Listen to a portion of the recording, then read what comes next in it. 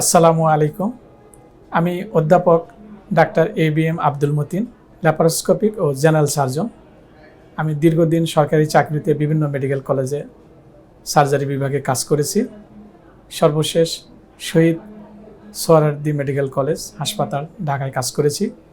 এখন বর্তমানে ইবনে সিনা মেডিকেল কলেজে বিকেলে প্র্যাকটিস করি। আজ আমরা কোলন ক্যান্সার সাথে রেকটাল ক্যান্সার বা মলদ্বারের ক্যান্সার নিয়ে আলোচনা করব। শুরুতে আমি বলতে চাই যে এই ধরনের ক্যান্সার কেন হয়, কারণ কি। অন্যান্য যে কোনো ক্যান্সারের মতোই এই ক্যান্সারও আমরা একজ্যাক্ট বা সঠিক বা প্রকৃত কারণ আমরা জানি না। প্রকৃতপক্ষে কোনো ক্যান্সারের সঠিক কারণটা আমরা জানি না, তবে এই ক্যান্সারের সাথে যেগুলো ফ্যাক্টর জড়িত সেগুলো আমরা আলোচনা করতে পারি, যাতে আমরা সতর্কতা অবলম্বন করতে পারি। খাদ্যাভ্যাস প্লাস এবং মল ত্যাগের অভ্যাস, এই দুটো জিনিস খুব গুরুত্বপূর্ণ বিষয় এই কোলোরেক্টাল ক্যান্সারে। রেড মিট, ফ্যাটি মিল বা ওয়েস্টার্ন ডায়েট একটা ফ্যাক্টর হতে পারে। উপরন্ত কোষ্ঠকাঠিন্য বা অনিয়মিত মলত্যাগ একটা কারণ। এছাড়াও কতগুলো অসুখ আছে যেগুলো বৃহদন্ত্রে বা ইন্টেস্টাইনে হয়, যেমন পলিপ। সেটা দীর্ঘদিন যদি চিকিৎসা না করে রাখা যায় তাহলে ক্যান্সারে টার্ন নিতে পারে। আমরা যদি ক্যান্সার হয় কেমন করে বুঝবো বা লক্ষণ কী কী, সেটা কোলন পেটের বাম পার্শ্বে থাকে, ডান পার্শ্বে থাকে এবং মলদ্বারের কাছে থাকে। আমরা তিনটা অংশে একটু ভাগ করতে পারি। প্রথমত ডান পার্শ্বে, তারপর বাম পার্শ্বে, একদম নিচের দিকে মলদ্বারে। যদি ডান দিকের ক্যান্সার হয়, সাধারণত যে লক্ষণগুলো দেখা যায় সেগুলো পরিষ্কারভাবে বোঝা যায় না যে এই কারণে হয়েছে। অনেকটা নন স্পেসিফিক লক্ষণ, যেমন শারীরিক দুর্বলতা, শরীর ফ্যাকাশে হয়ে যাওয়া, ক্ষুধা মন্দা, এটা যে কোনো ক্যান্সারের লক্ষণ। সুতরাং বেশিরভাগ সময় ডান দিকের ক্যান্সার, কোলন ক্যান্সার ডায়াগনোসিস করতে দেরি হয়ে যায়। কিন্তু বাম দিকে কোলন ক্যান্সার হইলে, পেটের বাম দিকে যদি কোলন ক্যান্সার হয়, তাহলে পেট ফেঁপে যায়, কোষ্ঠকাঠিন্য হয়, হঠাৎ করে সে নিয়মিত পায়খানা করতে পারে না, তার মলত্যাগের অভ্যাসটা চেঞ্জ হয়ে যায়, যেটাকে আমরা মেডিকেল টার্মে অল্টারেশন অফ বাউল হ্যাবিট বলি, সেটা হয়।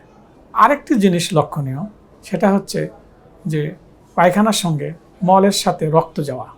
এটা সাধারণত নিচের দিকে বা রেকটাম বা মলদ্বারের কাছে যদি ক্যান্সার হয়, তো স্টুলের সাথে বা মলের সাথে রক্ত যায়। এটাতে আমরা ধারণা করা বা ডায়াগনোস করা তুলনামূলক সহজ হয়, কারণ রক্ত যদি পায়খানার সঙ্গে থাকে রোগীরা ভয় পেয়ে যান এবং ডাক্তারের কাছে আগেই আসেন। কিন্তু ডান দিকের ক্যান্সারগুলো শরীর দুর্বল হয়ে যায়, খেতে পারে না, কিন্তু রোগীরা বুঝতে পারে না কী কারণে হয়। বেশিরভাগ সময় ডায়াগনোসিস দেরি হয়ে যায়। তবে স্বাভাবিকভাবে বা বেশিরভাগ সময় আমরা যেগুলো কেস পাই, এটার অন্যতম কারণ হয় পেট ফেঁপে যায়, ঠিকমতো পায়খানা করতে পারে না এবং পায়খানার সঙ্গে রক্ত যায়। এগুলো দেখলেই আমরা ধারণা করতে পারি খুব সম্ভব এটা কোলন বা রেকটাম ক্যান্সার। আরেকটি রক্তের পরীক্ষা আছে যেটাতে স্ক্রিনিং করে খুব সহজেই প্রাথমিক অবস্থা ধারণা করা যায়। কার্সিনো এমব্রায়োনিক অ্যান্টিজেন, CEA, এটা রক্তের নির্ণয় করা যায়। আমাদের দেশে স্ক্রিনিং সিস্টেমটা অত ওইভাবে অনুসরণ করা যায় না। বিদেশে 50 ঊর্ধ্ব বা বয়স্ক লোকদের বছরে একবার এই রক্ত পরীক্ষা বা কার্সিনো এমব্রায়োনিক অ্যান্টিজেনটা করা হয়। যদি এটা রক্তের পরিমাণ বেড়ে যায়, সঙ্গে সঙ্গে তখন এন্ডোস্কোপি বা কোলোনোস্কোপি পরীক্ষা করা হয়, করে আমরা কোলন ক্যান্সার বা রেকটাম ক্যান্সার ডায়াগনোসিস করতে পারি। এটার চিকিৎসা কি? চিকিৎসা অপারেশন, তবে এটার সাথে আরও যেগুলো কেমোথেরাপি বা রেডিওথেরাপি, এগুলোরও একটা রোল আছে। অনেক সময় আমরা অপারেশনের আগেই কেমোথেরাপি রেডিওথেরাপি দিয়ে নেই, অনেক সময় অপারেশনের পরে রেডিওথেরাপি বা কেমোথেরাপি দিতে হয়, সেটা ক্যান্সারের স্টেজ নির্ণয় করে সেই অনুযায়ী। অন্যান্য পরীক্ষা সিটি স্ক্যান বা এমআরআই করে আমরা একটা ধারণা করতে পারি। সুতরাং ক্যান্সার কোলন বা রেকটামের চিকিৎসা যদি সঠিক সময়ে বা প্রাথমিকভাবে করা হয়, তুলনামূলক রেজাল্ট অনেক ভালো হয়। কি অপারেশন করা হয়? অপারেশন যদি কোলন ক্যান্সার হয় তাহলে একটা অংশ ফেলে দিতে হয়, দিয়ে বাকি অংশ জোড়া দিতে হয়, অ্যানাস্টোমোসিস করতে হয়। মলদ্বারের কাছাকাছি যদি ক্যান্সার হয়, অনেক সময় এটা কেটে দুই অংশ জোড়া দেওয়া সম্ভব হয় না। সেগুলো ক্ষেত্রে অনেক সময় মলদ্বার আর রাখা যায় না, পেটের একটা সাইডে আর্টিফিশিয়াল মলদ্বার বানায় দিতে হয়, যেটাকে কোলোস্টমি বলে। বেশিরভাগ সময় রুগীরা এটা খুবই অপছন্দ করেন বা অসুবিধা বোধ করেন।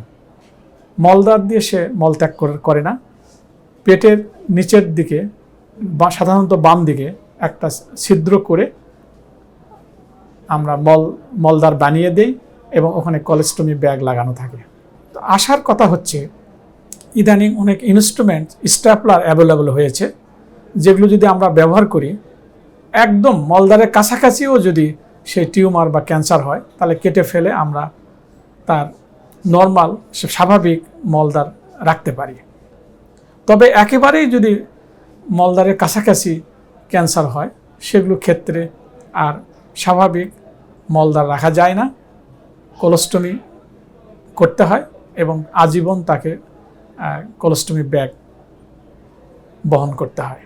আমি সবাইকে অনুরোধ করব যে কোলন বা রেকটাল ক্যান্সার সম্বন্ধে সচেতন থাকার জন্য, বিশেষ করে বয়স্ক লোকদের, বিশেষ করে যাদের হঠাৎ করে যদি দেখা যায় যে তার মলত্যাগের অভ্যাস পরিবর্তন হচ্ছে, কোষ্ঠকাঠিন্য হচ্ছে এবং মলের সঙ্গে রক্ত যাচ্ছে, দেরি না করে সঙ্গে সঙ্গে চিকিৎসকের শরণাপন্ন হবেন।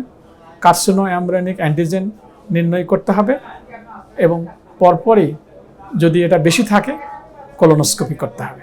তাহলে এই অনেক জটিলতা আমরা পরিহার করতে পারবো। আর যদি উপরের দিকে ক্যান্সার হয়, বেশিরভাগ সময় কোলোস্টমি পরিহার করা যায়, কিন্তু একদম নিচের দিকে হলে অনেক সময় বাকি জীবন কোলোস্টমি ব্যাগই ব্যবহার করতে হয়। আমরা কোলন এবং রেকটাল ক্যান্সার প্রিভেনশন বা এই ক্যান্সার যেন না হয়, তাই কী পরামর্শ আমরা অনুসরণ করতে পারি? প্রথমত, আমাদের মলত্যাগের অভ্যাস নিয়মিত করা। বাচ্চাদের ছোটোবেলা থেকেই একটা বাউল ট্রেনিং দিতে হবে, নির্দিষ্ট টাইমে টয়লেট করানো অভ্যাস করতে হবে। এবং বড়দের জন্য যখনই মলত্যাগের বেগ আসবে তখনই আপনি এটা করবেন। এটা একবার এই সেন্সটা নষ্ট হয়ে গেলে মলত্যাগ খুবই অনিয়মিত বা ইররেগুলার হয়ে যায়। কোষ্ঠকাঠিন্য একটা অন্যতম সমস্যা। এই জন্য খাদ্যাভ্যাসের কিছু পরিবর্তন। প্রথমত, পর্যাপ্ত পরিমাণে পানি খেতে হবে বা তরল পদার্থ খেতে হবে। দ্বিতীয়ত, আমাদের খুব রিফাইন্ড খাবার না খেয়ে আঁশযুক্ত খাবার খেতে হবে। ভেজিটেবলস এবং শাক সবজি খেতে হবে।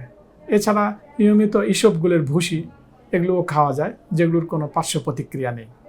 আর এছাড়াও যদি কোনো বংশগত অসুখ থাকে, যেমন ফ্যামিলিয়াল অ্যাডোনোমাটাস পলিপোসিস বা রেকটামে পলিপ, তাহলে সেগুলো আগেই চিকিৎসা করে ফেলতে হবে। এবং যে ফ্যামিলিতে এই ক্যান্সারের প্রবণতা আছে, সেই ফ্যামিলির সবারই স্ক্রিনিং, কার্সিনো এমব্রায়োনিক অ্যান্টিজেন রক্তের টেস্ট নিয়মিত করতে হবে।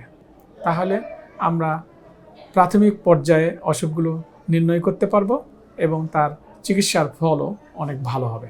তো কোলন রেকটাল ক্যান্সার থেকে মুক্তি পেতে হলে মলত্যাগের অভ্যাস, খাদ্যাভ্যাস, খাবারের সাথে আঁশযুক্ত খাবার, ফাইবার কন্টেনিং খাবার খেতে হবে। যেগুলো রিফাইন্ড খাবার সেগুলো পরিহার করতে হবে। যেগুলো কনস্টিপেশন করে, কোষ্ঠকাঠিন্য করে, সেগুলো পরিহার করতে হবে। পর্যাপ্ত পানি খেতে হবে, পর্যাপ্ত তরল পদার্থ খেতে হবে, জুস খাওয়া যেতে পারে, এসবগুলো ভুসি খাওয়া যেতে পারে। তাহলে আমাদের অনেক সুন্দর নিয়মিত মলত্যাগের অভ্যাস গড়ে উঠবে এবং আমরা এই অসুখ থেকে অনেকখানি মুক্তি পাব। সবাইকে অনেক ধন্যবাদ। সবাই ভালো থাকবেন, সকলের সুস্বাস্থ্য কামনা করি।